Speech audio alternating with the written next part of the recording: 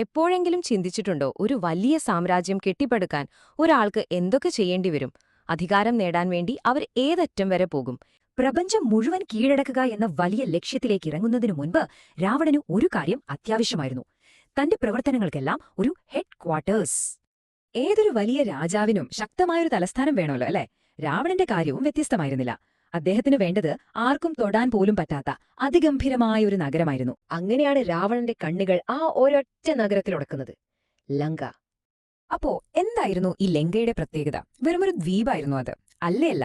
ലങ്ക ഒരു സാധാരണ നഗരമായിരുന്നില്ല, അതൊരു അത്ഭുതം തന്നെയായിരുന്നു. ദേവന്മാരുടെ ശില്പിയായ വിശ്വകർമാവ് നേരിട്ട് നിർമ്മിച്ച ഒരു നഗരം. കൊട്ടാരങ്ങളെല്ലാം തനി തങ്കം, തെരുവുകളിൽ വിലയേറിയ രത്നങ്ങൾ, പിന്നെ ആർക്കും തകർക്കാൻ പറ്റാത്ത കൂറ്റൻ കോട്ടകളും. ഇങ്ങനെ ഒരു നഗരം ആരാണ് സ്വന്തമാക്കാൻ ആഗ്രഹിക്കാത്തത്? ഈ സ്വർണ്ണ നഗരം ഭരിച്ചിരുന്നത് മറ്റാരുമല്ല, രാവണന്റെ സ്വന്തം ചേട്ടൻ അർദ്ധസഹോദരനായ കുബേരനായിരുന്നു. ഒരേ അച്ഛന്റെ മക്കളാണെങ്കിലും രണ്ടുപേരും തമ്മിൽ ആനയും മാടും പോലത്തെ വ്യത്യാസമുണ്ടായിരുന്നു.